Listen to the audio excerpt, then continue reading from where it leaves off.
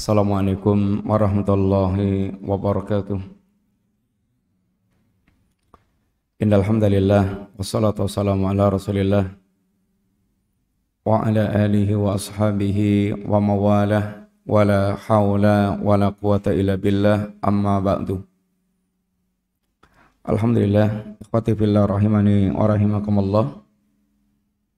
Insyaallah kita kembali melanjutkan pembahasan kita dari kitab Asbabu Thabati Aqidati Salaf. Beberapa sebab yang menjadikan kokohnya akidah salaf. Kita telah sampaikan bahwa pertumbuhan iman yang ada di hati seorang mukmin seperti yang digambarkan Allah Subhanahu wa taala.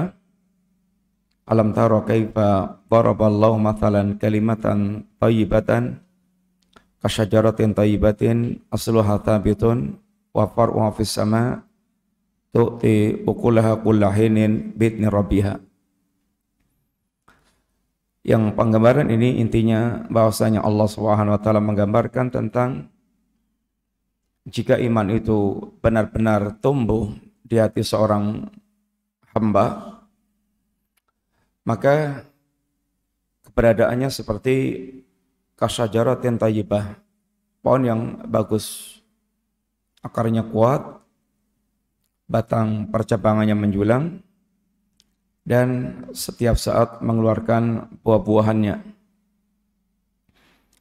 Gambaran kehidupan di mana seorang muslim itu orang yang memiliki akar akidah yang kokoh.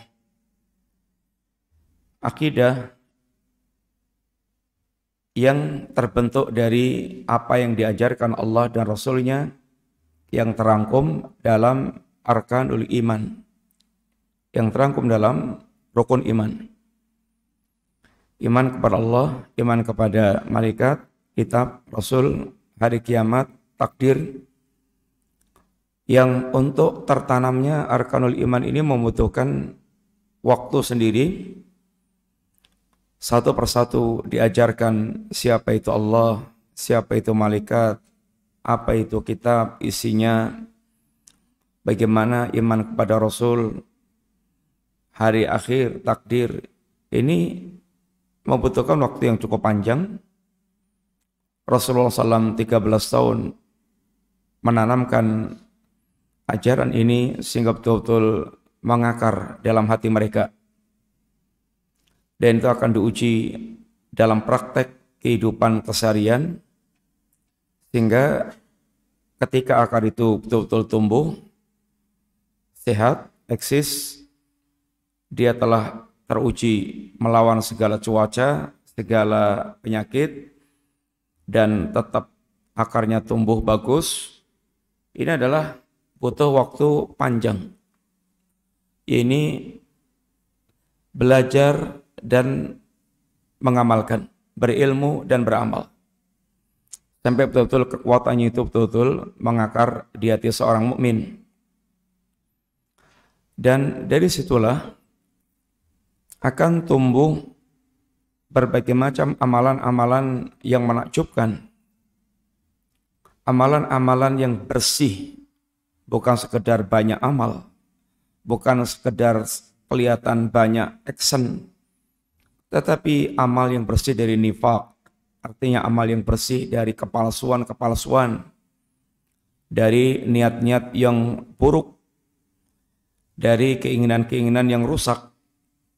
Niat yaitu amal yang benar-benar tumbuh dari kebersihan jiwa yang niatnya hanya semata-mata untuk mendapatkan keridhaan Allah dan apa yang ada di sisi Allah Ta'ala. Untuk mewujudkan kehidupan yang seperti ini enggak gampang, karena harus betul-betul dalam hatinya mengakar kecintaan, terbentuk kecintaan, kerinduan, pengagungan kepada Allah Subhanahu wa taala, sehingga dia tidak akan pernah kering harapan Orang tidak akan pernah merasa tidak akan mendapatkan sesuatu. Antum kalau kering harapan ya sudah, nggak ada semangatnya lagi. Ngapain? Rekosor-kosor ngapain? Dapat apa? Tapi kalau antum harapannya itu kepada Allah, kemudian yakin tidak pernah akan kecewa, akan sempurna mendapatkan apa yang dijanjikan Allah, yakin akan ada kehidupan ba'dal mamat, kehidupan kampung akhirat. Ini yang membuat terus menjadi bahan bakar yang apinya menyala terang. Yang betul akan menjadi energi yang membuat seorang terus dalam keadaan semangat. Ini adalah membutuhkan waktu yang panjang, seperti itu. Tertanamnya berbagai macam i'tiqad, keyakinan, dan itu bukan sekedar transfer ilmu, tetapi pengajaran, transfer ilmu, sampai ilmu itu betul-betul ngoyot di dalam hatinya dan menjadi perwatakan di dalam kehidupannya. Itu membutuhkan tarbiyah, yang tarbiyah itu bukan sekedar mentransfer alihkan ilmu, memindahkan ilmu, tetapi tarbiyah adalah memindahkan ilmu dan menanam ilmu seperti menanam pohon, sehingga dikatakan tarbiyah itu yaitu tumbuh berkembang sedikit demi sedikit. Tarbiyah. Maka Allah sang rububiyah, sang pemilik rububiyah, Allah sang murabbi, Allah Rabbul Alamin, memelihara, menumbuhkan setahap demi setahap sehingga betul-betul tumbuh menjadi sempurna. Ini tarbiyah. Sehingga pendidikan itu mengajarkan ilmu dan betul-betul selalu mengawasi tertanamnya ilmu dan terwujudnya ilmu di dalam kehidupan seseorang. Kemudian apabila betul-betul akidah itu telah menancap dalam hati seorang hamba, akan melahirkan amal-amal yang sangat menakjubkan. Amal yang menakjubkan ini adalah amal yang bersih, mulus, bersih dari berbagai macam penyakit, dan amal-amal hebat karena seluruh amal kebaikan, amal saleh itu yang diajarkan oleh Allah dan Rasulnya Shallallahu Alaihi Wasallam. Dan kemudian akan membuahkan dalam kehidupan seorang mukmin pemilik akidah ini kebahagiaan hidup yang dia rasakan, akan menjadi orang yang paling tenang hidupnya dan paling lapang dadanya. Demikian pula akan menghasilkan dampak akhlakul karimah di tengah-tengah kehidupan yakni bersama para hamba Allah Subhanahu wa taala. Itu adalah idealnya tumbuh berkembangnya pohon iman. Kemudian kokohnya akidah salaf itu teruji dan telah terbukti dari awal sampai zaman kita sekarang ini. Akidah yang kalau dalam bahasa kita one take itu warnanya nggak berubah, awet, dia kena hujan, kena panas, itu one take, nggak keropos, nggak pudar. Kalau badian itu nggak pudar badiknya, sudah ratusan tahun bahkan ribuan tahun itu tetap betul-betul one take, bagus, utuh. Ini adalah akidah salaf tergambarkan seperti itu. Pertanyaannya, kok bisa tidak berubah dari awal sampai akhir dan menunjukkan tentang sangat luar biasanya ini one take? Ini yang beliau sebutkan di dalam ini beberapa poin sebab-sebab kenapa akidah salaf itu betul-betul bisa kokoh, bisa ini one take seperti itu. Yang pertama telah kita lewati itu karena para salaf dalam membangun akidahnya itu adalah iktisam bihablillah. Benar-benar bertegung dengan tali Allah, tali agama Allah, kitab dan sunnah. Yang sikap berpegang teguh dengan kitab dan sunnah ini akan menghasilkan lurus, terus di atas kebenaran, di atas jalan yang lurus. Wa may ya'tasim billah faqad hudiya ila siratim mustaqim. Barang siapa yang dia benar-benar berpegang teguh dengan tali agama Allah, berpegang teguh dengan Allah, hatinya nyantolnya total kepada Allah, sikapnya betul-betul berjalan lurus di atas agama Allah. Ini yang dikatakan dengan ini wa may ya'tasim billah, barang siapa yang dia betul-betul berpegang teguh dengan Allah, hatinya nyantol kepada Allah. Kemudian sikapnya betul-betul selalu dalam bimbingan ajaran Allah, risalah Islam. Barang siapa yang berdemikian perihalnya, faqad hudiya ila siratim mustaqim. Sungguh dia telah ditunjuki ke jalan yang lurus. Maka orang yang paling berpegang teguh dengan kitab dan sunnah, merekalah yang paling lurus hidupnya. Orang-orang yang paling berada di atas siratal mustaqim, itulah yang paling lurus kehidupannya. Sehingga di antara sebab pertama kenapa akidah salaf itu sangat kokoh adalah karena mereka i'tisam bi kitabillahi wa sunnati rasulih sallallahu alaihi wasallam. Yang kedua, di antara sebab para salaf kenapa akidahnya itu sangat kokoh, nggak berubah-ubah, karena para salaf yakin bahwa akidah yang terambil dari kitab dan sunnah itu telah mengajarkan perkara akidah sedetail-detailnya. Ibaratnya nggak ada sebutir debu pun akidah yang terambil dari selain kitab dan sunnah. Akidahnya mencukupkan dari kitab dan sunnah. Kenapa? Udah cukup kok, sudah sempurna kok. Allah yang mengatakan ini Islam ini telah sempurna. Sehingga kalau sudah tercukupi ngapain mengambil dari yang lainnya? Allah yang mengatakan Quran ini sudah atau Islam ini sudah sempurna, dan yang menjamin kesempurnaannya, keoriginalitasnya, keotentikannya ya Allah sendiri. Dan keyakinan seperti itu menunjukkan bentuk husnudzon kepada Allah Ta'ala. Kalau antum tidak seperti itu, masih itu mosok, apa tenan, itu namanya suudzon kepada Allah Ta'ala. Ngandel ora janjani itu. Kalau memang dia yakin dengan Allah, ya dia akan mencukupkan dengan apa yang telah Allah ini sampaikan. Udah cukup. Untuk antum sudah cukup dan sudah sempurna. Sempurna itu artinya nggak butuh lagi dengan yang lainnya.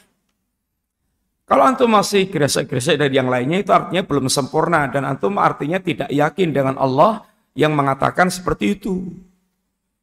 Kalau Allah nggak antum yakini, so siapa lagi yang akan antum jadikan sebagai ini rujukan keyakinan? Sedangkan Allah adalah menegaskan waman asdaqu minallahi qila. Mana ada yang lebih jujur dibandingkan dengan Allah Ta'ala. Jujur itu artinya benarnya antara perkataan dan kenyataan. Itu jujur. Nggak ada, kata Allah. Yang lebih jujur di Allah nggak ada. Dan Allah yang telah menegaskan tentang ini agamanya seperti itu. Maka kata Imam Malik, beliau mengatakan sebelum masuk yang ketiga, ini yang paragraf di atasnya yang ketiga, muhalun ayyakunan nabiyyu sallallahu bayyana lil ummah kulla syai'in hatta al-khira'ah wa la yakuna bayyana lahum at-tauhid. Muhal, mustahil, enggak mungkin, kata Imam Malik, Nabi SAW yang telah menjelaskan kepada umat ini segala sesuatu sampai urusan ke WC. Sampai urusan masuk WC. Lalu Nabi tidak menjelaskan kepada kaum muslimin tentang tauhid. Ya enggak mungkin. Urusan WC yang remeh-temeh saja, ibaratnya remeh-temeh itu dijelaskan komplit. Antum mau masuk WC pakai kaki mana dijelaskan. Selama di WC itu yang boleh apa, yang nggak boleh apa dijelaskan. Kemudian keluar WC bagaimana caranya juga dijelaskan. Doanya apa masuk, keluarnya apa masuk. Kayaknya keluarnya dosa, keluarnya doanya apa, itu dijelaskan. Lah kalau urusan gituan aja dijelaskan, apalagi yang berkaitan urusan dengan keyakinan-keyakinan yang harus nancep di dalam hati, urusan akidah tauhid, ya tentu akan sangat lebih dijelaskan, karena semakin penting perkara itu mesti semakin dijelaskan dengan cara yang lebih sempurna dan lebih mendetail. Oleh karena itulah dikatakan walihada, ada ketemu. Walihada fal Qur'an wa sunnatu mustamilani alal khair kulli. Oleh karena itulah Al-Quran dan Sunnah itu pasti keduanya mencakup segala kebaikan semuanya. Mencakup segala jenis kebaikan. Wal huda kulli, dan menjadi petunjuk dalam segala perkara yang antum butuhkan petunjuknya. Warrasyad jami'iha fil aqidah wal ibadah wal muamalah wal akhlaq, dan menjadi pembimbing yang mengantarkan kepada segala jalan yang lurus dalam segala perkaranya, dalam perkara akidah, dalam perkara ibadah, dalam perkara muamalah, dalam perkara akhlak. Wahaddul insan minas salamah wal istiqamah bihasabi hadhihi minal i'timad ala kitabillahi wa sunnati nabiyyi sallam. Dan bagian manusia dari keselamatan, seberapa atau berapa persen keselamatan yang akan didapatkan oleh seseorang, wal istiqamah, dan kelurusan seorang dalam hidupnya, selamat dan lurusnya orang dalam hidupnya itu berapa persen dia dapatkan, itu sesuai dengan bagian dia, seberapa dia bersandar mengambil kitab dan sunnah dalam kehidupannya untuk membimbing jalan hidupnya. Kalau zahiran wa batinan, dia mengambil Al-Quran dan sunnah itu 100% ibaratnya gitu, maka keselamatan Anda dan istiqomahnya Anda, lurusnya Anda itu juga akan 100%. Kalau Anda ambil 20%, ya sekitar kira-kira hanya segitu yang akan didapatkan keselamatan dan kelurusannya itu. Karena Islam, Al-Quran dan Sunnah menjadi standar keselamatan dan kelurusan dalam segala perkara, dalam segala urusan.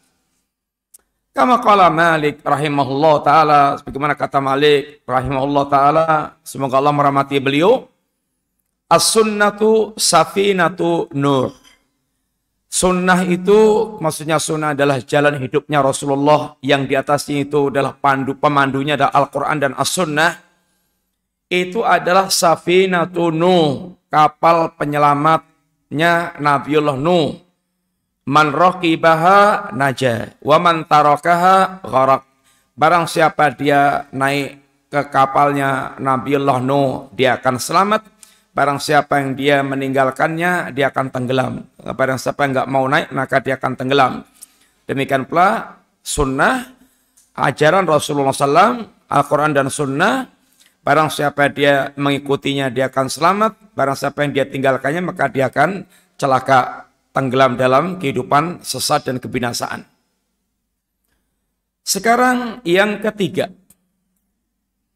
Di antara sebab kenapa akidah salaf itu kokoh, wantek, tidak berubah dari awal sampai sekarang, min asbabi thabatil aqidah fi nufusi ahliha, di antara sebab kokohnya akidah dalam jiwa pemiliknya, anna ahla sunnati, karena sungguhnya ahlu sunnah binaun ala ma sabaq, berdasarkan dari apa yang telah berlalu, poin 1 dan 2, yang dianya mengambil akidah dari Quran dan Sunnah, dan dengan keyakinan Quran dan Sunnah sudah lengkap, komplit, nggak lagi mengambil yang lain-lainnya untuk melengkapi atau untuk memperindah, mencukupkan dengan Quran dan Sunnah. Faqad istaqarra fi nufusihim annahum fi hali wuqu'i ayyi nisa'in aw khilafin aw nahwi dzalik la yu'awwiluna ala syai'in wa la yarji'una ila syai'in illa ila kitabillahi wa sunnati nabi sallallahu. Di antara sebab kokohnya akidah dalam jiwa pemiliknya adalah Ahlussunnah. Ini berdasarkan dengan keyakinan yang telah diterangkan dalam poin 1 dan 2, maka telah mengakar di dalam hatinya itu, dalam jiwanya itu, bahwa mereka ketika itu terjatuh dalam niza atau khilaf, terjadi pada perselisihan, perbedaan, manusia sangat mungkin sekali mengalami perbedaan ketika dia ini bersama dengan yang lainnya, karena berkaitan dengan kadar ilmu, berkaitan dengan kadar pemahaman atau kedalaman pemahaman, berkaitan dengan ini semuanya pengalaman atau backgroundnya. Ini sangat memungkinkan orang kemudian berbeda. Kita udah sama-sama salaf, maksudnya sama-sama berkeinginan bermanhaj salaf. Tapi ketika kita kemudian membahas satu permasalahan boleh jadi berbeda. Oh ini salaf, kok kowe ngono, aku ngene, kowe ngono. Itu bukan karena bukan karena materinya manhaj salaf itu yang kurang, tidak. Boleh jadi karena kita masing-masing ilmunya kadarnya itu berbeda. Sehingga yang ini mungkin sudah sampai 100, ini baru 50, ini baru 25. Tapi secara umum keinginan sudah ingin bermanhaj salaf, punya kaidah-kaidah umum. Kemudian juga berkaitan dengan pemahaman, mungkin sama, punya dalilnya sama, tapi pemahamannya bisa menjadi berbeda. Karena untuk memahami itu membutuhkan perangkat yang macam-macam juga. Oleh karena itulah, di antara yang telah menancap kuat dalam hatinya para salaf, ketika mereka ini terjadi niza, khilaf, atau yang semisal dengan itu, la yu'awwiluna ala syai'in, dia tidak akan mengembalikan untuk menyandarkan atau menyelesaikan perselisihan itu kepada ini yang lain sama sekali. Dia tidak akan berpaling sama sekali dari Quran dan Sunnah. Dia tidak akan mengambil ini apapun dan siapapun untuk menyelesaikan perselisihannya itu. Wala yarji'una ila syai'in illa ila kitabillahi wa sunnati nabi sallam. Dia tidak akan mengembalikan untuk menyelesaikan perselisihan itu kecuali hanya kepada kitab dan sunnah Nabi sallallahu alaihi wasallam. Perbedaan mesti akan muncul. Kemungkinan untuk berbeda, khilaf itu pasti. Tetapi mereka punya semangat yang sama untuk mengembalikan setiap perbedaan itu kepada kitabullah dan sunnah Nabi dengan keyakinan yang dibangun di atas poin 1 dan 2 bahwa Al-Quran dan Sunnah itu telah mengajarkan sesuatu yang sempurna apa yang mereka butuhkan. Wa ya'lamun ilmal yaqin, mereka itu tahu dengan sepenuh keyakinan, dengan ilmu yakin, dengan betul-betul keyakinan yang bulat, annan nisaa wal khilafa wa nahwa dzalik la yatimmu hilluhu wa raf'ul iskal fihi illa bil i'timad ala kitabillahi wa sunnati nabi sallam. Mereka tahu mereka tahu persis, tahu dengan seyakin-yakinnya, tidak ada keraguan seujung rambut pun bahwa kalau nisa persengketaan, khilaf, perselisihan dan yang semisal dengan itu tidak akan sempurna solusinya, tidak akan udar dengan sempurna, tidak akan terangkat masalah itu dengan sempurna, kecuali illa bil i'timad, kecuali dengan cara bersandar kepada kitab dan sunnah Nabi Sallallahu Alaihi Wasallam. Ini yang akan menyelesaikan masalah, yaitu semangat kembali untuk mengembalikan kiai kepada kitab dan sunnah, semangat untuk mengembalikan para kitab dan sunnah. Apa yang menjadi perselisihan mereka yang dibangun di atas keyakinan Quran dan sunnah itu memberikan para ini jawaban yang pasti ada jawabannya dan pasti menyelesaikan masalah yang mereka hadapi. Kama qala ta'ala, sebagaimana firman Allah Subhanahu wa taala, fa in tanasa'tum fi syai'in farudduhu ila Allah wa rasul in kuntum tu'minuna billahi wal yawmil akhir dzalika khairun wa ahsanu ta'wila. Allah Subhanahu wa taala di awal ayat ini Allah menegaskan, ya ayyuhalladzina amanu, wahai orang-orang yang beriman, atiullaha wa atiur rasul, taatlah kalian kepada Allah dan taatlah kalian kepada Rasul. Wa ulil amri minkum, dan ulil amri di antara kalian. Fa in tanasa'tum fi syai'in faruddu ila Allah wa rasulih in kuntum tu'minuna billahi wal yawmil akhir dzalika khairun wa ahsanu ta'wila. Orang yang beriman, taatilah Allah, taatilah Rasul. Taat kepada Allah itu mutlak, taat kepada Rasul itu mutlak. Artinya nggak pakai tawar-tawar, nggak pakai dikoreksi, nggak pakai membantah, nggak pakai, yaitu dia tinggal memahami kemudian ada ketunduk patuhan karena apa yang Allah sampaikan pasti benar, apa yang Allah perintahkan pasti kebaikan, dan pasti ini sesuatu yang paling bermanfaat bagi manusia, sehingga tidak ada sedikit pun kejelekan di dalam setiap perintah Allah dan Rasulnya.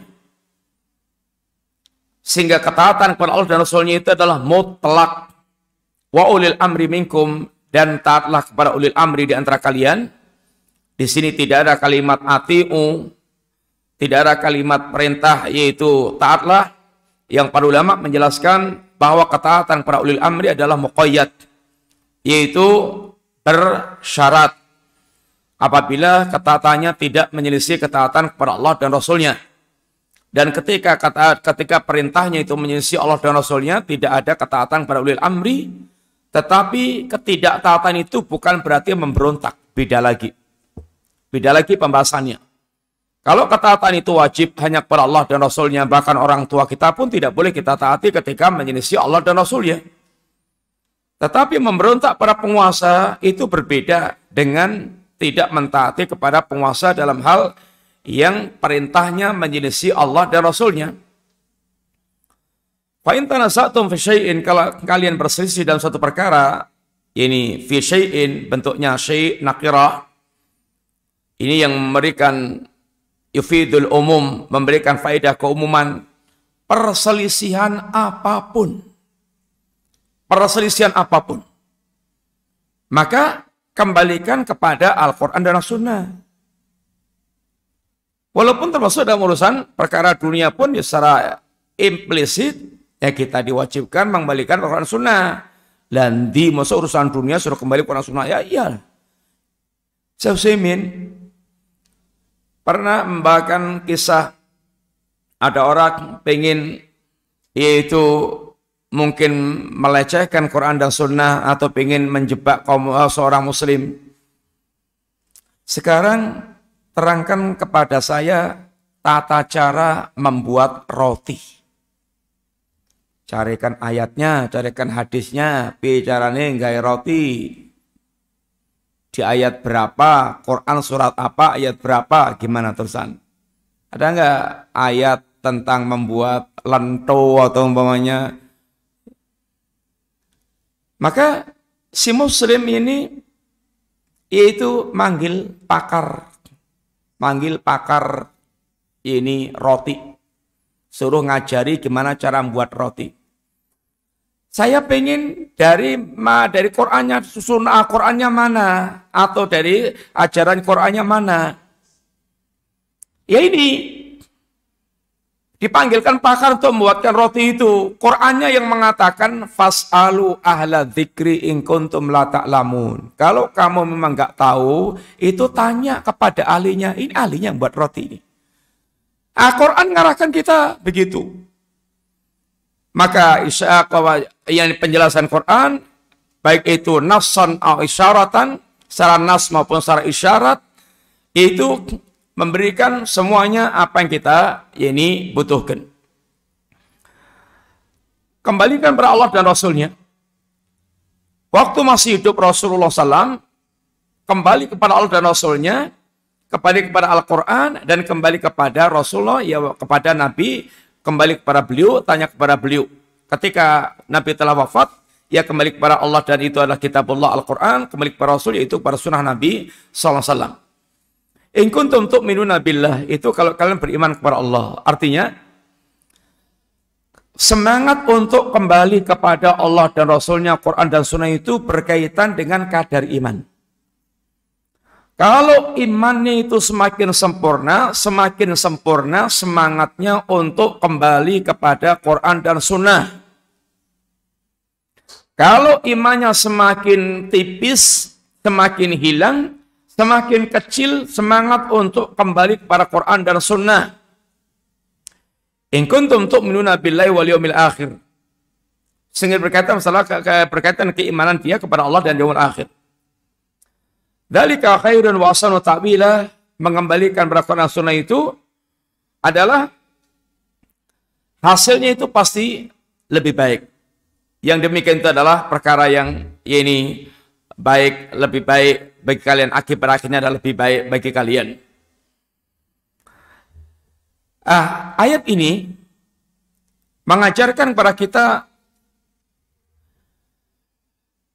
yang pertama, setiap muslim itu memiliki kewajiban untuk mentaati Allah dan Rasulnya. Kewajiban mutlak berkaitan dengan iman dia. Sehingga Allah memanggil dengan ungkapan, ya ayyuhalladzina amanu, wahai orang yang beriman. Artinya orang mereka artinya telah tertanam iman itu, dia akan memiliki kesadaran penuh untuk mentaati Allah dan Rasulnya. Kalau enggak imannya palsu. Kalau enggak imannya palsu. Yang Allah mengatakan, wa idza qila lahum ta'alu ila Allah wa rasulih, wa idza qila lahum ta'alu ila ma anzalallahu ila rasulih. Apabila mereka disuruh, mari kita mengikuti apa yang Allah turunkan dan Rasul ajarkan. Kalau sikap orang mukmin dia jelas, tidak akan kita dengar kecuali ayyaqulu sami'na wa ata'na. Itu kalau mukmin. Tapi kalau orang munafik yang kelihatannya memperlihatkan keimanan, tapi dia munafik, ra'aital munafiqina yasudduna anka sududa.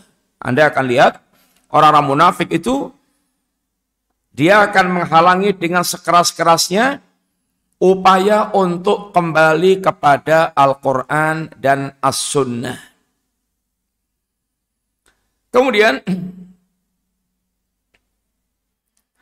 seorang mukmin yakin dengan seyakin-yakinnya bahwa segala kebaikan itu hanya ada pada Al-Quran dan Sunnah. Ketaatan kepada Allah dan Rasulnya. Sikap lurus itu hanya ada pada ketaatan kepada Allah dan Rasulnya. Karena Al-Quran adalah al-huda. Innal Qur'ana yahdi lillatihi aqwam. Sesungguhnya Al-Quran ini adalah memberikan petunjuk kepada jalan yang lurus, perkara yang lebih lurus. Demikian pula sunnah Nabi. Innaka latahdi ila siratim mustaqim. Sesungguhnya engkau ya Rasulullah SAW benar-benar menunjuki manusia kepada jalan yang lurus. Sehingga seorang mukmin dia betul-betul kenapa dia mentaati Allah dan Rasulnya? Karena yakin, seyakin-yakinnya pada keduanya lah totalitas kebaikan itu ada di situ. Sehingga perselisihan apapun, dia akan selalu kembalikan pada Quran dan Sunnah. Karena Al-Quran telah yaitu menjadikan kitab solusi, kitab jawaban, yang kata Ibnu Qayyim, kalau perintah Allah untuk kita kembali pada Quran dan Sunnah itu ternyata nggak ada jawabannya, maka muspro, sia-sia Allah memerintahkan kita Quran dan Sunnah karena membuat kecelik. Kondone kalau melaku rono, melaku tenanan, ratakan goni. Namanya kecilik. Allah memerintahkan kita ini untuk kembali pada Quran dan Sunnah itu pasti akan kita dapatkan jawabannya. Sehingga kata beliau, kalau kita mengembalikan Quran dan Sunnah itu enggak mendapatkan jawabannya, itu artinya kita disesatkan. Allah juga bicaranya sia-sia dan itu mustahil bagi Allah Subhanahu wa taala. Kalau orang tidak mendapatkan jawabannya itu bukan berarti nggak ada jawabannya di situ, tetapi karena dia mungkin tidak menemukan, karena tidak menguasai. Seperti yang telah kita sering contohkan, orang dikasih soal, suruh open book, ngerjakan ujiannya open book. Di antara mahasiswa sekelas itu, ada yang nilainya 100, ada yang nilainya itu hanya 0. Lolak, dia nggak bisa ngerjakan soal apa-apa di situ walaupun open book. Dan soalnya itu jawabannya nggak akan keluar dari situ. Kenapa? Ya karena nggak tahu blas apa yang ada di situ, atau ada yang nilainya hanya 10 atau hanya 20. Karena itu berkaitan dengan sejauh mana penguasaan dia terhadap sumber yang jadi rujukan tersebut. Kemudian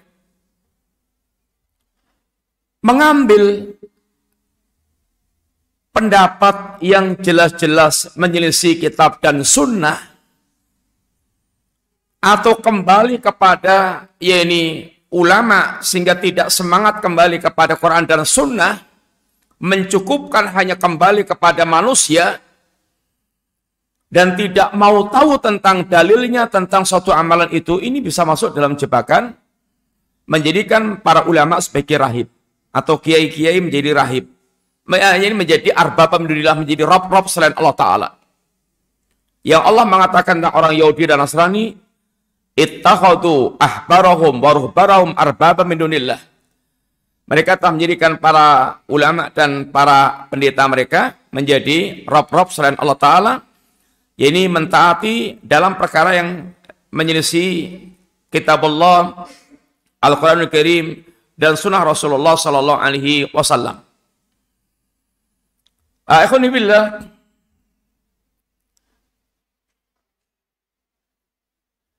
ketika seorang mukmin dia benar-benar mengambil atau betul-betul komitmen dengan kembali pada Quran dan Sunnah,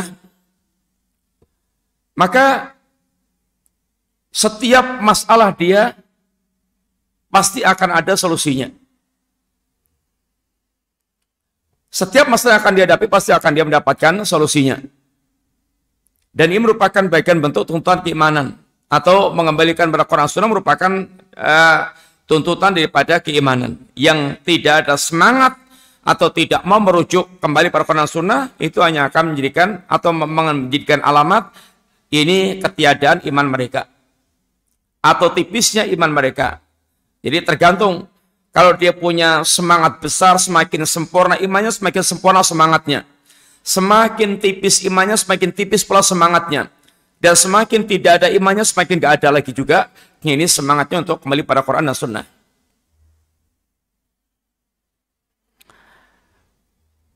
Tidak mau mengembalikan pada kitab dan sunnah adalah karakter orang-orang munafik. Ini adalah wataknya orang munafik. Yang tadi kita sebutkan ayatnya, ra'aital munafiqina yasudduna anka sududa. Kemudian kembali pada Quran dan Sunnah, Allah katakan, khairun wa ahsanu ta'wila. Akibatnya itu selalu pasti baik. Berbeda dengan kembali kepada selain Al-Quran dan As-Sunnah. Kemudian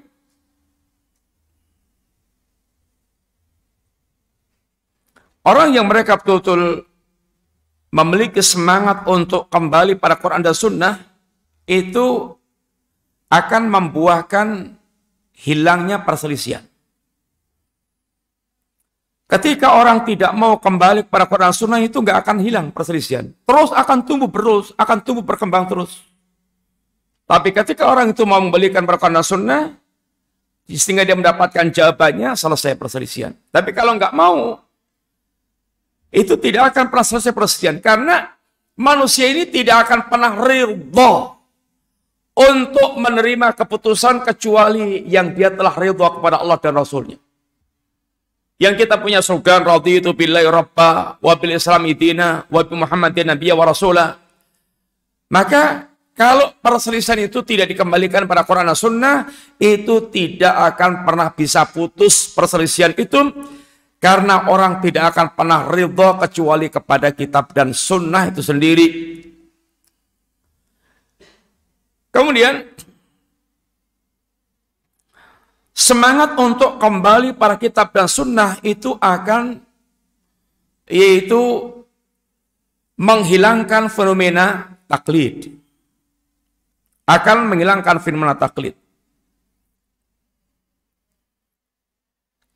Orang yang mereka tidak semangat kembali pada Quran dan Sunnah itu akan mengajak untuk taklid. Sehingga kalau sudah apalagi kemudian yaitu menganggap mazhabnya itu rujukan utama, ya sudah. Nggak perlu tahu dalil. Yang penting mazhabku begini. Masing-masing akan kenceng dengan mazhabnya, nggak selesai. Sehingga akan menimbulkan semua fenomena taklid kepada mazhab yang dia pegangi. Bermazhab itu boleh, tidak boleh, yang tidak boleh itu fanatik dengan mazhab. Sampai menjadikan mazhabnya sebagai, ya ini rujukan pertama dan utama dalam beragama, namanya itu menjadikan mazhabnya sebagai ganti Quran dan Sunnah. Sehingga tidak ada Islam kecuali mazhabnya. Ini sama dengan dia menjadikan mazhabnya adalah pengganti Al-Quran dan As-Sunnah. Dan sesungguhnya ketika setiap kita kembali kepada Quran dan Sunnah itu artinya sedang mewujudkan wasiatnya para imam madzhab, imam madzhab. Yang semua mereka selalu memerintahkan kepada kita untuk memegangi kitab dan sunnah. Idza sahal haditsu fahuwa madhhabi. Kalau hadis itu sahih, itulah mazhabku. Kalau Anda mendapatkan perkataanku bertentangan dengan Quran dan Sunnah, maka buang perkataanku, ambil Quran dan Sunnah.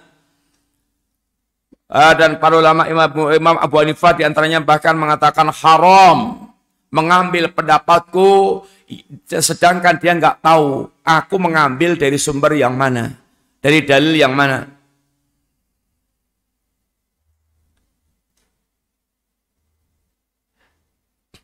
Dan semangat untuk kembali pada Quran dan Sunnah itu akan menjauhkan dari segala macam bentuk, yaitu bid'ah. Karena bid'ah itu bermunculan karena rendahnya semangat kembali kepada Al-Quran dan Sunnah, tentu dengan pemahaman yang benar, karena yang dimaksudkan dengan ini berpegang teguh dengan Quran dan Sunnah itu apabila disertai dengan pemahaman yang benar. Orang yang kelihatan berpegang teguh dengan Quran dan Sunnah, tetapi juga bukan dengan pemahaman yang benar, itu hakikatnya tidak berpegang teguh dengan Al-Quran dan As-Sunnah. Kemudian, selanjutnya beliau mengatakan, wa ma min syakkin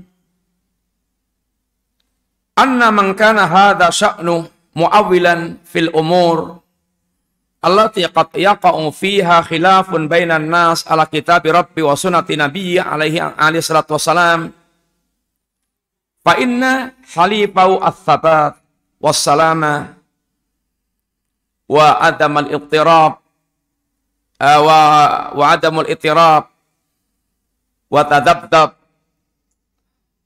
fahum daiman yu'awwiluna fi umurin nisa wa fima yakhtalifu fihi an-nasu ala kitabillahi wa sunnati nabiyyi sallam. Wa ma min syakkin, dan tidak ragu lagi, tidak ada keraguan sama sekali bahwa orang yang mereka keadaannya seperti ini, setiap ada perselisihan itu selalu dikembalikan pada Quran dan Sunnah, yang ketika dia memiliki khilaf itu mu'awwilan fil umur allati qad yaqafiyan khilafun bainan nas ala kitab rabbi wa sunnati nabiyyi. Orang keadaannya seperti itu, di mana setiap dia memiliki khilaf, memiliki perbedaan, dia selalu merujuk kembali kepada kitab dan sunnah. Fa inna halifahu ats-tsabat, maka hasilnya itu yang akan didapatkan, buahnya itu adalah ats-tsabat, kokoh, akan benar-benar kokoh, sabat, kokoh, sehingga tidak rapuh, tidak kelihatan rapuh, kokoh. Wassalamah, dan selamat, tidak akan terancam celaka dan binasa. Selamat dari segala ancaman kerusakan dan kehancuran. Akan kokoh, akan selamat. Wa adamul ittirab wa tadabdab, dan akan hilang itu keguncangan dan sikap yang nggak jelas, nggak kesana nggak kesini. Tapi betul-betul ketika dia senantiasa mengembalikan perbedaan pada kitab dan sunnah, itu akan menghasilkan sikap yang kokoh, selamat dari keguncangan, selamat dari sikap-sikap yang tidak jelas, nggak kesana, nggak kemari. Fahum daiman yu'awwiluna fi umuri nisa wa fima yakhtalifu fihi an-nas ala kitabillah wa sunnati nabiyyi, yang mereka ini senantiasa selalu setiap memiliki perselisihan selalu mengembalikan kepada kitab dan sunnah, bersandar pada kitab dan sunnah. Wa minal ma'lum wal mutaqarrar anna kulla nisa'in yaqa'u aw khilafin yujadu la hilla lahu bainan nas illa bil i'timad ala kitabillah wa sunnati nabi sallam. Dan perkara yang telah maklum, perkara yang telah diketahui, mutaqarrar, perkara yang telah betul-betul ini dimengerti oleh keseluruhan, telah paten, telah satu yang telah ini difahami dengan benar, bahwa semua perselisihan yang terjadi, yang didapatkan di antara para manusia ini, lahillalah bainan nas, tidak akan ada solusinya, tidak akan udar, tidak akan selesai perselisihan itu illa bil i'timad ala kitabillahi wa sunnati nabiyyi, kecuali dengan bersandar pada kitab dan sunnah. Karena muslim itu asalnya dia akan ridha, dia hanya ridha kepada Allah dan Rasulnya. Itu sudah menjadi tuntutan iman, kesepakatan iman begitu. Ketetapan iman, seorang mukmin itu dia ridha dengan Allah dan Rasulnya. Maka kalau perselisihan itu diputuskan dengan kitab dan sunnah, maka mukmin akan ridha.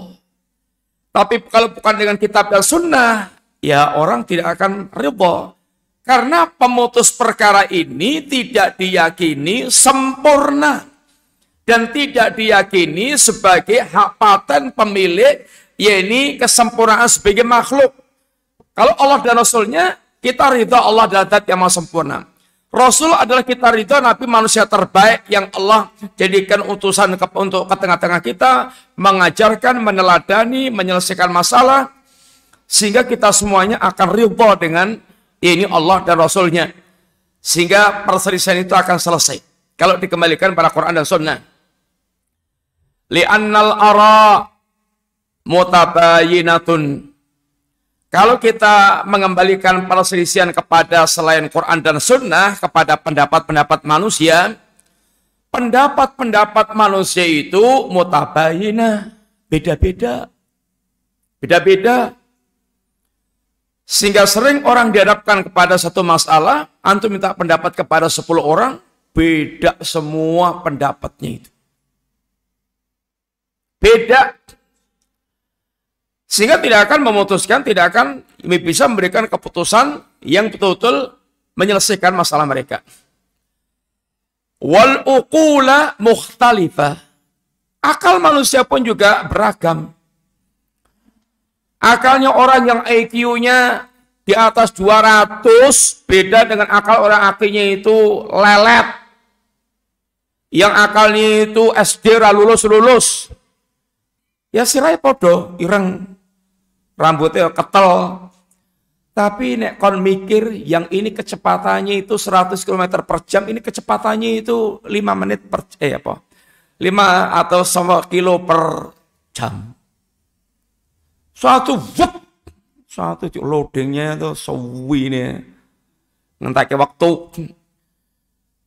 Dan beda analisanya. Yang ini akalnya kayak pisau itu tajam, keras. Yang ini kayak tebok. Ngomong racek toh, kemudian teratemoh toh, nggak karuan difahami aja melitot. Susurannya bolak-balik, semerawut. Akal manusia beda-beda. Sehingga kalau mengembalikan persen itu kepada pendapat dan akal manusia mana yang disepakati akalnya, manusia mana yang disepakati pendapatnya, enggak ada. Maka akhirnya ada kelompok fulan. Ya karena semangatnya mengalihkan kepada ini pendapat dan ketokohan seseorang. Maka bedanya Ahlussunnah dan Al-Bidah itu, Ahlussunnah itu mengambil akidahnya dari Quran dan Sunnah, komplit dari situ, enggak keluar dari situ. Karena yakin Quran dan Sunnah itu sudah, yaitu menyajikan yang komplit dan terbaik. Tapi kalau Al-Bidah itu menyandarkan pada ini tokohnya, kelompoknya, nisbat kepada pemikiran seseorang, kepada kasus perbuatan mereka. Intinya kembali kepada kadang perasaan, kadang mimpi, kadang pemikiran orang, kadang ya ini segala macam. Sehingga mereka terus ini berkembang, berpecah belah dalam beragama sebanyak ya ini apa yang mereka sepakati untuk mereka ikuti. Adapun Al-Quran ini telah menyajikan yang paling komplit, yang paling lengkap, yang paling sempurna, maka Ahlussunnah tidak mengambil dalam urusan akidah ini kecuali dari kitab dan sunnah. Wa wisahatun nadhar mutabaidatun. Demikian pula analisa orang suruh memberikan pendapat hasil analisanya mutabaidah, kadang analisanya pun nyengkleng. Maka sering kalau di TV ditampilkan itu, yaitu umpamanya dua sisi, pembahasannya sama, tapi karena sudut pandangnya beda, sini lihatnya dari sudut pandang yang nonjol, sini sudut pandang yang lego, ya sampai kiamat nggak bakal ketemu, makanya ngoceh terus, nggak ada keputusan. Wong sudutnya beda, yang sini yang melentung, yang mana untuk modot gini, yang sini lihatnya yang legok gini, sudut pandang yang berbeda dan keterbatasan sudut pandang, apalagi punya kepentingan, yang kalau selain Quran dan Sunnah itu, ya'tihil batilu, pasti kebatilan akan masuk ke situ. Kalau Quran itu la ya'tihil batilu min baini yadayhi, dari arah manapun kebatilan nggak akan bisa masuk. Karena itulah datang dari Allah dan dijaga oleh Allah, dan penjagaan Allah itu sempurna. Fala majala lihilli nisa wa raf'il khilaf illa ida'ata al-jami'u audatan sadiqatan wa raja'u ruju'an hamidan ila kitabillahi wa sunnati Nabi sallam. Maka tidak ada yaitu cara untuk mendapatkan solusi, memecahkan solusi dengan sempurna, dengan baik dan sempurna dari niza, dari perselisihan di antara manusia untuk mengangkat khilaf, ini untuk menyelesaikan perbedaan, kecuali kalau semuanya kembali dengan cara yang benar, penuh kejujuran, kembali kepada kitab Allah dan sunnah nabinya dengan cara yang benar, jujur, dengan cara-cara yang terpuji, itu pasti akan selesai masalahnya. Sehingga ini membutuhkan keimanan dan ketawadhuan. Membutuhkan keimanan dan ketawadhuan sebagai seorang mukmin. Kalau dia betul-betul tawadhu, dia husnudzon kepada Allah, dia yakin dengan apa yang datang dari Allah dan Rasulnya, maka pasti itu akan menyelesaikan masalah dari perselisihan yang mereka ini hadapi. Ini yang menjadikan akidah salaf itu betul-betul ini sangat kokoh. Fahada sababun azimun min asbabi thabati alil haqqi alal haqqi. Inilah diantara sebab yang menjadikan ahlul haq, yaitu ahlu sunnah, itu benar-benar sangat kokoh di atas kebenaran. Benar-benar ini selalu di atas kebenaran. Dengan keadaan yang sangat kokoh. Karena mereka selalu kalau punya khilaf itu kembalinya bukan ke tokoh-tokoh, bukan kepada rijal, bukan kepada ara, bukan kepada ukul, tapi kembalinya kepada kitab dan sunnah, sehingga mereka betul-betul senantiasa kokoh dalam berakidah, karena akan mendapatkan solusi yang mereka akan ridhoi dari perselisihan mereka hadapi tersebut. Rabi'an yang keempat, di antara sebab kokohnya akidah Ahlussunnah wal Jamaah, salamatu fitratihim. Fitrahnya itu selamat. Fitrahnya itu selamat. Selamat dari berbagai macam kerusakan. Selamat dari berbagai macam kehancuran fitrah. Fitrah itu bisa rusak. Fitrahnya Ahlussunnah, fitrah yang selamat. Wal fitratu nikmatun minallah azza wa jalla. Fitrah itu nikmat dari Allah Subhanahu wa taala, wa minnatun minhu tabaraka wa taala ala ibadi, merupakan kenikmatan dari Allah Subhanahu wa taala kepada para hambanya. Nikmat, minnah sama nikmat. Karunia Allah, nikmat dan karunia Allah kepada hambanya. Sehingga Allah jadikan di antara nikmat Allah, manusia ini Allah ciptakan dengan lahir dalam keadaan di atas fitrahnya. Dan Islam ini adalah agama fitrah.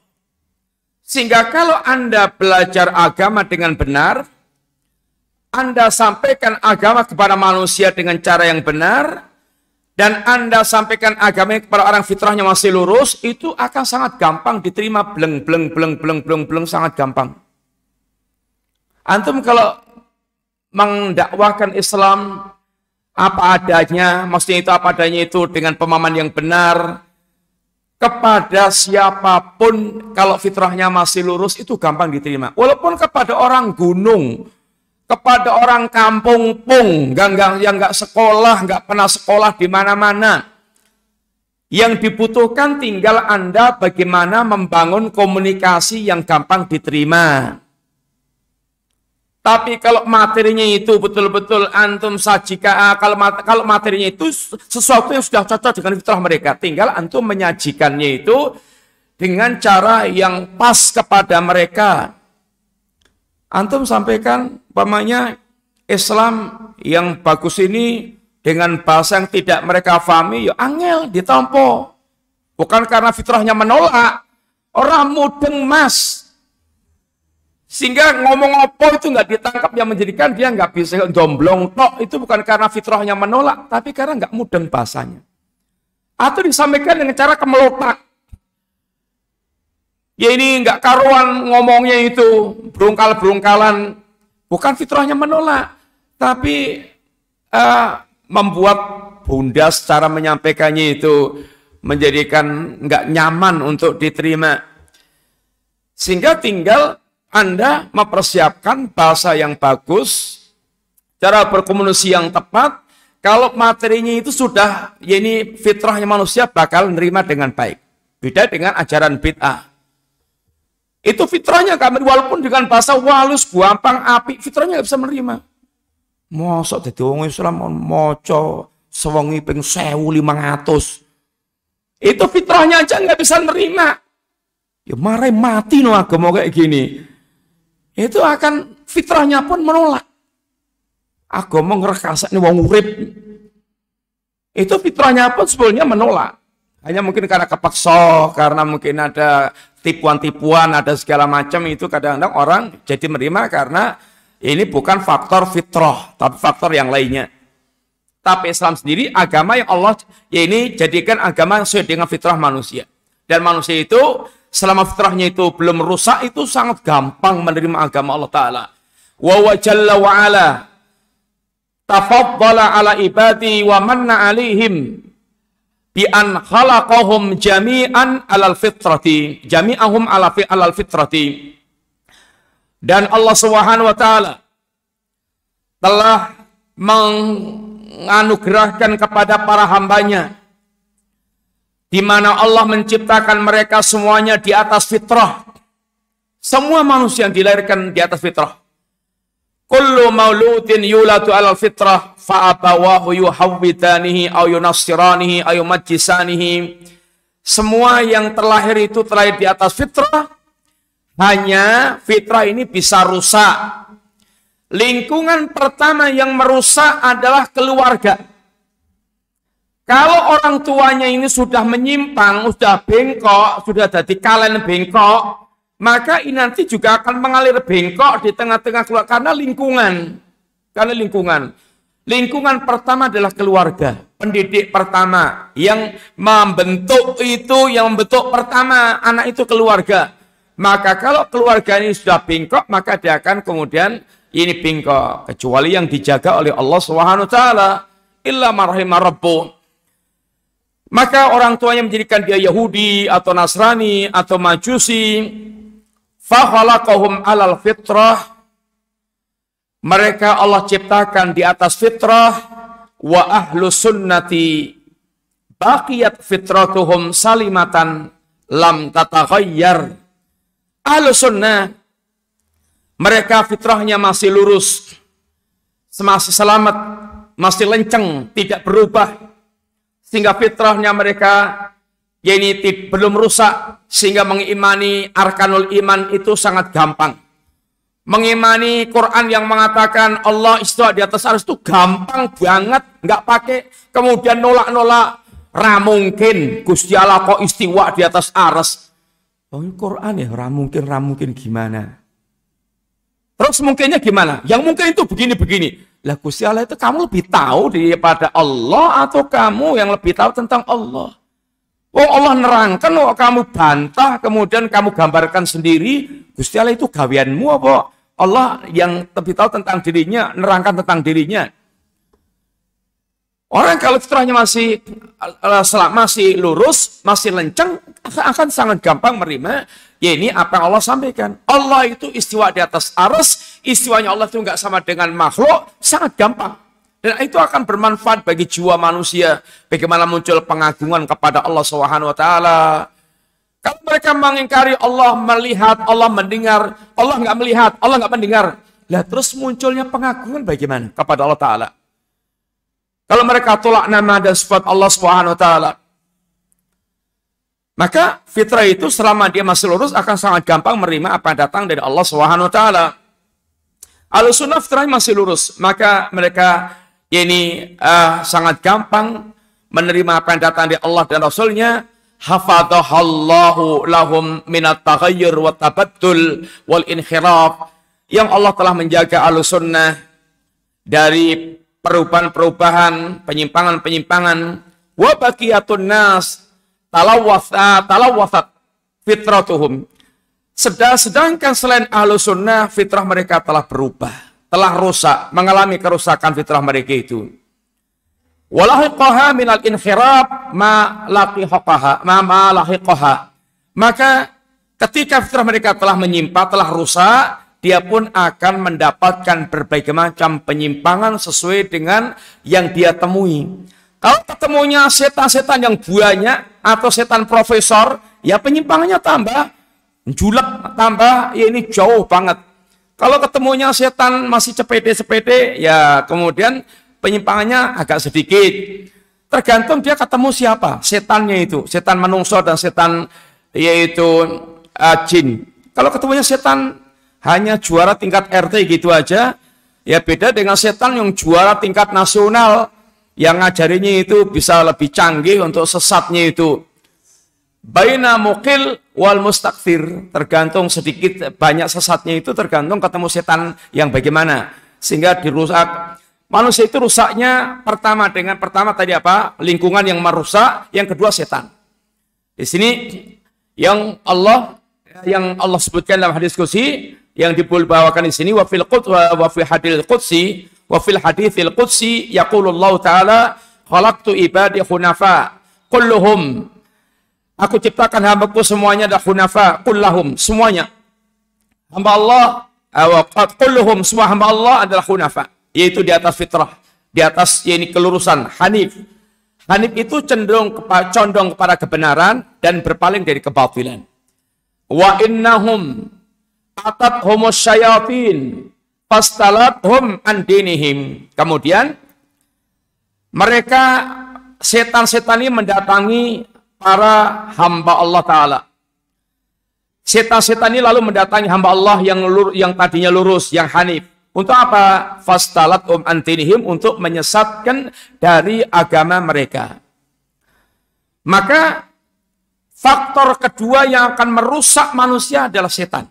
Yang pertama lingkungan, yang kedua setan, lingkungan pertama keluarga, lingkungan berikutnya ya masyarakat, lingkungan ketiga ya sekolah. Kalau dia dapat lingkungan-lingkungan yang rusak gitu ya akan bengkok, ya akan terbentuk bengkoknya itu sesuai dengan lingkungannya. Illa man rahimah rabbuh, kecuali yang dijaga oleh Allah Subhanahu wa taala.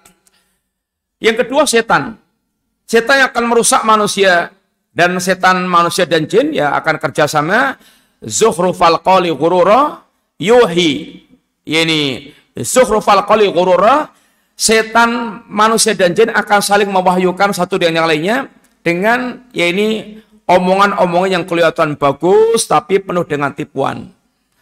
Kemasannya madu isinya racun, atau labelnya madu isinya racun, sehingga orang banyak tertipu karena bagus labelnya, bagus ungkapannya, tapi isinya yaitu membinasakan. Wa fil Qur'anil Karim, dalam Al-Qur'an Allah mengatakan, wa innahum la yasuddunahum anis sabil wa yasabuna annahum muhtadun. Para setan itu mereka menghalang-halangi manusia dari jalan Allah, yakni menyesatkan manusia dari jalan Allah agar mereka belok. Wa yahsabuna annahum muhtadun, tapi masalahnya orang yang sudah sesat ini hasilnya adalah dia rumongsonya itu di atas petunjuk. Maka orang-orang yang sesat ini kalau mengatakan Rasul dan pengikutnya, mereka ini wa idara'uhum qalu inna haula'i ladallun. Orang-orang fajir, kafir, sesat ini, kalau dia melihat orang-orang mukmin itu apa komentarnya? Mereka itu orang-orang sesat.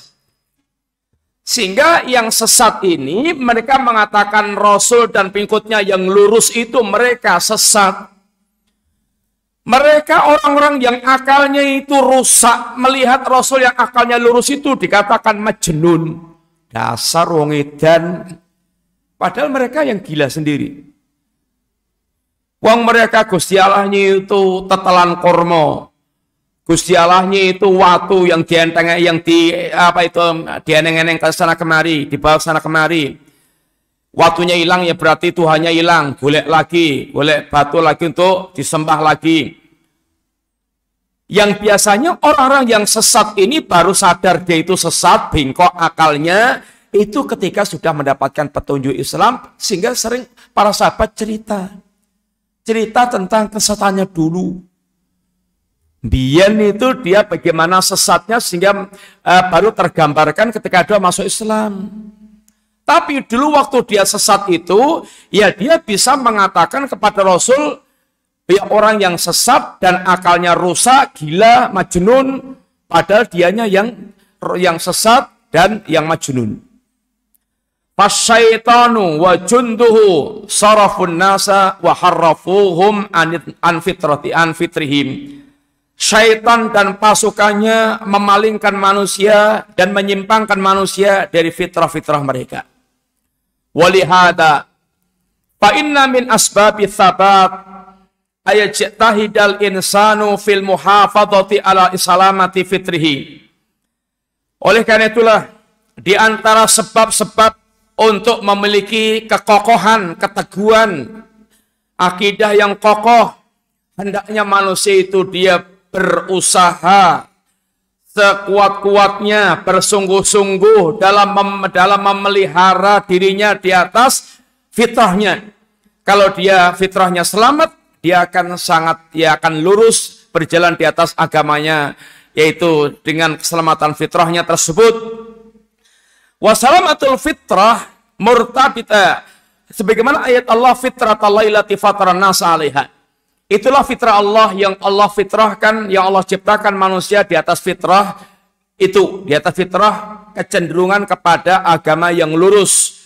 La tabdila li khalqillah, tidak ada perubahan dalam ciptaan Allah, yaitu manusia itu asalnya di atas fitrah, dan agama Allah itulah agama yang lurus dengan fitrah. Dzalika dinul qayyim, itulah agama yang lurus, agama sesuai dengan fitrah. Walakinna aktsaran nasi la ya'lamun, tapi kebanyakan manusia itu nggak tahu, bodoh, alias mereka ya ini tidak paham.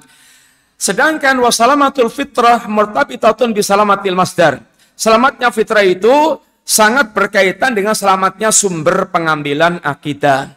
Faida kana sahibul fitrah as-salimah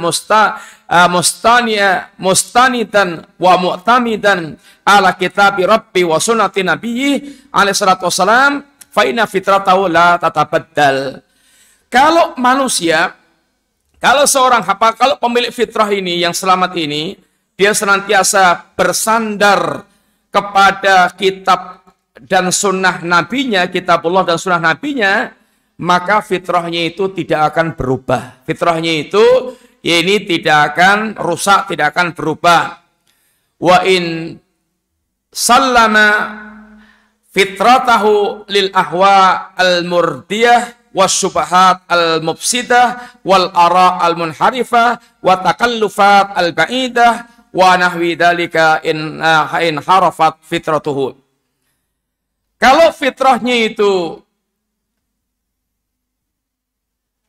wa in sallima fitratahu lil ahwa, tapi kalau dia menyerahkan, wa in sallama fitratahu lil ahwa, tapi kalau dia pasrahkan fitrahnya itu, dia serahkan kepada hawa nafsu, kepada syubhat yang merusak, kemudian kepada pemikiran yang menyimpang, kepada berbagai macam yaitu hal-hal yang jauh, yang bengkok, yang jauh ini, maka fitrahnya akan menyimpang.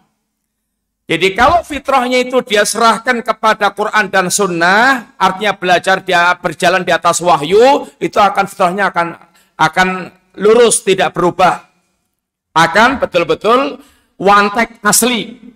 Tapi kalau fitrahnya itu dia serahkan kepada hawa nafsu, kepada subhat, kepada pemikiran yang menyimpang, maka fitrahnya akan rusak. Ahlus sunnah fitrahnya lurus. Fitrahnya tidak dia serahkan kepada pemikiran, kepada hawa nafsu, kepada yaitu berbagai macam subhat-subhat, tetapi selalu fitrahnya dituntun untuk mengikuti Quran dan Sunnah, sehingga fitrahnya selamat. Tidak menjadi orang yang neko-neko, aneh-aneh, membantah, kemudian menentang, kemudian merubah-rubah kitab Allah Subhanahu wa taala sebelumnya. Karena kitabnya itu harus dicocok-cocokkan dengan hawa nafsunya. Makanya ditakwil, makanya ditahrif, makanya di segala macam kan untuk mencocoki dengan hawa nafsunya. Sehingga Quran dan sunnahnya yang bukan dia yang mengikuti Quran dan sunnahnya, tapi Quran dan sunnahnya yang dipaksa untuk mengikuti dia. Makanya ahlul bidah sering disebut oleh para ulama dengan ahlul ahwa, karena cara beragamanya itu memaksa Quran dan sunnah mengikuti hawa nafsunya. Sehingga hasilnya dia adalah pengekor hawa nafsu, bukan pengekor Quran dan sunnah. Demikian dulu ikhwan yang kita pelajari, semoga manfaat. InsyaAllah kita lanjutkan pada pembahasan akan datang. Wassallallahu ala nabiyyina Muhammadin wa ala alihi wasallam. Subhanakallahumma wa bihamdika asyhadu an la ilaha illa anta astaghfiruka wa atubu ilaik. Assalamualaikum warahmatullahi wabarakatuh.